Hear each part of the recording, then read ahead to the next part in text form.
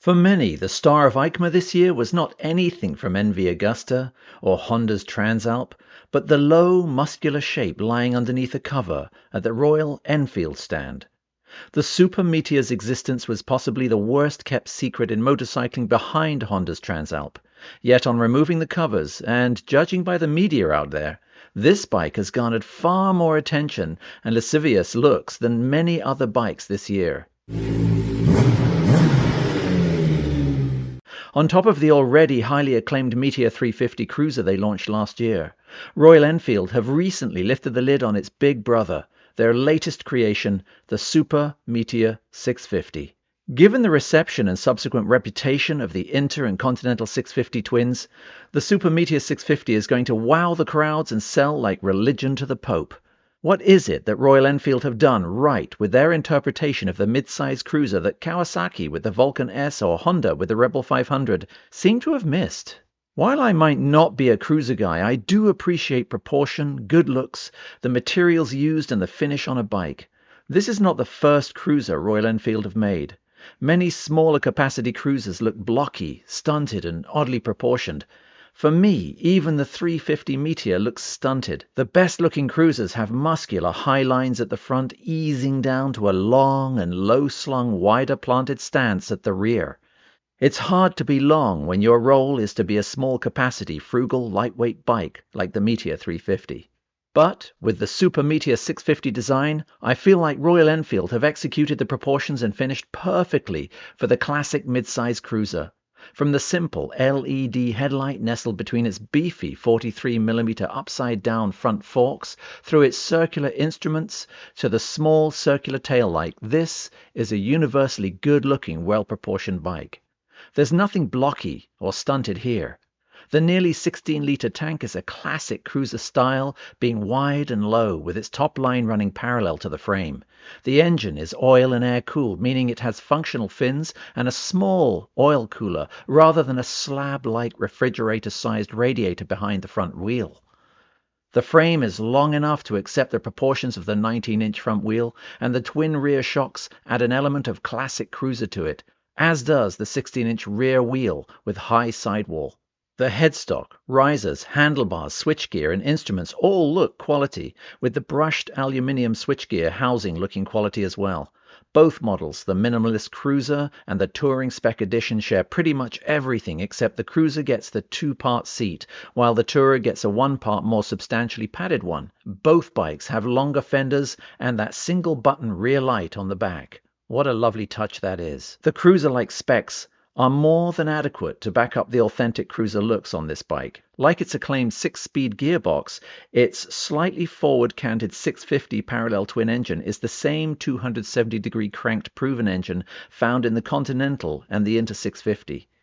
Emulating the power pulses of a V-twin, it produces 46 horsepower at just over 7,000 RPM. But more importantly, it produces 80% of its nearly 40 foot-pounds of torque at 2,500 RPM, which is where you want it to be on an easy-riding cruiser. It should get a fairly good range out of its 15.7-litre fuel tank, given its albeit lighter siblings have great fuel economy. Its wet weight is 241 kilograms or 531 pounds, and that is heavy, but that is the classic cruiser style. It will smoothen out roads and respond calmly and predictably to rider input. While the suspension on the front is non-adjustable, the upside-down 43mm forks should be plush enough to deal with all but the worst roads, while the twin rear shocks are adjustable for preload. The ABS-equipped Bi-Bray Baby Brembo brakes are again equipped with steel braided lines like on the other 650s. My only gripe is that the front only has 2 pots on the 320mm front disc. This should be adequate to slow the 241kg bike down, but it won't break any records doing it. However, it is a cruiser, and relaxed riding is the forte, and as such, they're likely adequate. The rear brake gets 2 pots as well, suggesting that they should be responsive. As befits a cruiser, the riding should be easygoing and uncomplicated, and Royal Enfield have not fitted any riding modes or other essential complications to the Minimalist Super Meteor. It's a turnkey ride, and I like that. And on top of all of that, unlike its competitors, it comes complete with a center stand. When was the last time you heard that in, let's face it, a budget brand? But will it be perfect? That's unlikely. The windscreen of the Tourer has a curious cutout low down, which makes me suspicious of the aero qualities of it. And as mentioned, the brakes and longevity of some of the metal trim components should be subjected to some real-world scrutiny before you buy it. I also have some wishes for the bike.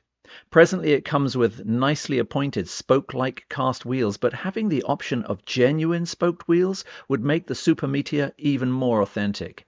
I would like to see a version with more silver on the engine casings. The black is great, but a choice would be nice and again, more authentic. Also, it's chain drive, and adding a belt or shaft would be something special. And finally, an optional big bore 850 kit would be nice, but I'm likely dreaming on that one. However, I am aware that all of those would add cost, and part of what will make this tremendous new offering from Royal Enfield so bloody amazing is that you know it will be very competitively priced. That will be a big part of its appeal. It's a bit more substantial than the Interceptor and Continental, so the price will likely be at the top end of that spectrum. I expect around $7,500 US for the Cruiser and closer to $8,000 for the Super Meteor Tourer. Still, though, it's exceptional value when you compare it to Kawasaki's far less authentic and rather plasticky Vulcan S, which is priced around $7,900 for the ABS version. And it's great value when compared to Triumph's 1200 Bobber at $15,400, which is admittedly a good-looking tech-filled bike, but it may well end up being nearly double the price of the Royal Enfield Super Meteor 650. Royal Enfield isn't the first manufacturer, though, to try a mid-size cruiser-style bike and fall flat on their face. Harley came out with a Street 750 a few years ago. It was also made in India. From first-hand experience, I can tell you it was abysmal, and it's no surprise to me that it was hooked from the line fairly quickly.